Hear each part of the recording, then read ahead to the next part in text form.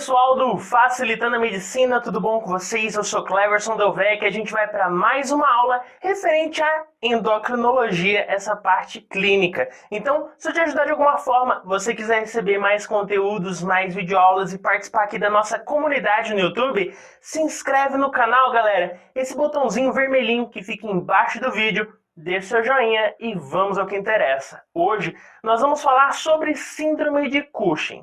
E o que a gente pode falar sobre essa síndrome? Galera, primeiro que ela é ocasionada por uma exposição constante ou prolongada desse paciente aos glicocorticoides. Então a gente vai ter uma produção ali constante, uma exposição desse corpo a esse glicocorticoide que vai levar a algumas consequências que a gente vai ver nesse vídeo. Mas antes da gente aprofundar no processo patológico, nessa síndrome, a gente tem que saber a fisiologia. Galera, a fisiologia é simples. Tudo começa no hipotálamo. Vamos acompanhar aqui na imagem agora. Então, pessoal, começa com o hipotálamo. O hipotálamo, ele libera o CRH. Esse CRH atua sobre a hipófise. Essa hipófise, portanto, vai liberar o ACTH. E esse ACTH vai pela corrente sanguínea até a nossa adrenal. E nessa adrenal, ela vai liberar o cortisol. E esse cortisol vai fazer vários efeitos no nosso corpo. Agora, quando a gente fala exatamente sobre essa adrenal, ela possui basicamente duas porções, que seria o córtex e a porção medular. Então, a gente divide, de certa forma, essa adrenal em duas porções, a sua porção do córtex e a porção medular. Lembrando que cada uma dessas partes vão produzir substâncias diferentes, que a gente vai ver agora. Então, como a gente falou, nós temos nessa adrenal a sua parte do córtex e a medular. A medular vai produzir as catecolaminas. Já quando a gente fala do córtex, a gente ainda pode dividi-lo em três partes, que seria uma parte glomerular, que produz a aldosterona. Nós temos ainda uma parte reticular, que vai produzir os andrógenos, e ainda vamos ter a parte fasciculada. Essa parte fasciculada que vai liberar ou produzir esse cortisol. Então, galera, é basicamente isso que a gente pode resumir sobre fisiologia, como que funciona. Agora vamos entender exatamente como que ocorre esse problema da síndrome de Cushing. Galera, assim, essa síndrome, ela geralmente vai ocorrer por problemas relacionados à exposição aos glicocorticoides. Porém, esse problema ele pode ser uma forma endógena, ou seja, o próprio corpo tem algum problema ali acontecendo, ou por uma forma exógena, ou seja, alguma substância que a pessoa pode estar utilizando, ou algum fator externo que está influenciando nesse problema. Agora, quando a gente fala dessa forma endógena, ou seja, um problema ali dentro desse corpo, a gente pode dizer que ela é dividida em duas partes, a dependente de ACTH e a independente de ACTH. A dependente de ACTH geralmente está relacionada a problemas na hipófise, porque ela vai liberar esse ACTH. Já a independente da ACTH geralmente está relacionada à adrenal. Tranquilo? Então a gente pode diferenciar em esses tipos.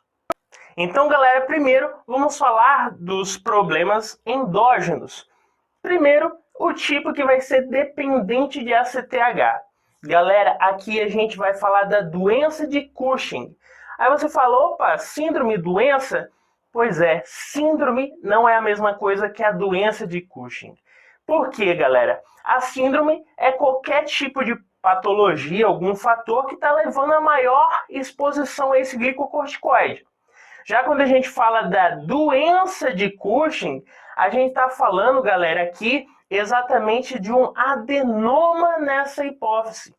Então, lembre-se, a síndrome é qualquer fator, engloba tudo, tranquilo? Que leva a uma maior exposição a essa substância, esse glicocorticoide. Já a doença de Cushing, nós estamos falando de um adenoma que está acontecendo nessa hipófise que vai fazer ela o quê? A liberar mais ACTH. Então, galera, aqui a gente vai falar da doença de Cushing. E é exatamente isso, é um adenoma. É ali algo patológico que está acontecendo nessa hipófise que está fazendo ela ser hiperproliferativa, ou seja, está fazendo ela liberar muito ACTH. Lembrando, galera, que ela pode formar ali microadenomas, e isso é importante a gente saber também as características. Por quê? Porque ela vai ser uma prevalência ali, uma incidência pequena, 3 em 1 milhão. E é muito mais comum em mulheres. De certa forma, a gente pode dizer isso, e ela vai ter ali uma maior incidência na idade de 40 anos. Porém, pode ser em idades variáveis que ela pode acontecer. E, claro, pode levar o paciente, infelizmente, ao óbito. A gente acabou de falar da doença de Cushing, que é um tipo de doença que vai ser endógena, ou seja, algum problema no corpo. E ela que vai ser do tipo dependente de ACTH. Por quê? Porque essa hipófise está liberando muito ACTH. Já quando a gente fala de um problema que leva a essa síndrome de Cushing, que é do tipo independente de ACTH e é endógena, a gente pode citar problemas na adrenal. Pode ser, galera, um carcinoma que está acontecendo ali, um adenoma. Agora, esse adenoma ele vai ser ali mais benigno. Ou seja, as consequências ocasionadas por esse adenoma vai ser ali mais branda. Mas quando a gente fala do carcinoma, já é algo mais incisivo, mais problemático, até porque é um problema maligno. Então, galera, quando a gente fala de problemas que envolvem adrenal, nesse sentido, a gente pode lembrar do adenoma e o carcinoma. E galera, quais os quadros que a gente encontra nesse paciente, os sintomas, devido a essa maior exposição a esse glicocorticoide da nossa adrenal? Galera, a gente vai ver nesse paciente uma maior hipertensão. A gente vai ver também edema, é muito comum uma hipocalemia. Olha, agora o principal que eu quero que você guarde, que é até visível no paciente, a gente vê ele obeso. Porque vai ter um maior acúmulo nesse paciente de graça, né? Ele vai ter aquele barrigão, aquela papada que a gente vai ver numa imagem mais à frente. A gente vai ver esse paciente com propensão a formar trombos ou problemas tromboembólicos. Então, a gente vai ter todas essas características, além também da fadiga, porque esse cortisol ele leva a um maior estresse desse paciente, e esse estresse constante leva àquela fadiga do paciente, ele fica ali sempre cansado, exausto, é um dos quadros que a gente pode citar. Galera, a gente também vai encontrar nesse paciente problemas cardiovasculares. Além também desse estresse constante, problemas, alterações psicológicas, até porque esse cortisol elevado pode levar até mesmo aqueles toques, né? Aquela pessoa que fica com aqueles movimentos repetidos, exatamente por essa elevação e exposição aos glicocorticoides. Também a gente pode encontrar no paciente uma osteoporose, ou seja, aquele paciente jovem que já vem apresentando fraturas nos seus ossos. Isso também é preocupante.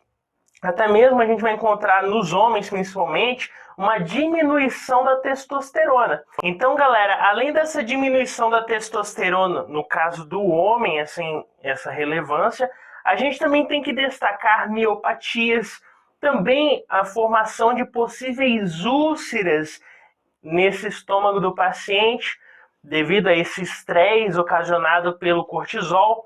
Também uma diminuição bem relevante da imunidade, o que levaria a possíveis infecções nesse paciente. E além de tudo, a gente tem que destacar problemas na pele, que a gente já deu um pitaco que esses problemas na pele levaria a uma formação de várias estrias. Porém, não é aquela estria branquinha que você vê por aí, não. É aquelas estrias grandonas, galera, como a gente vê nessa imagem.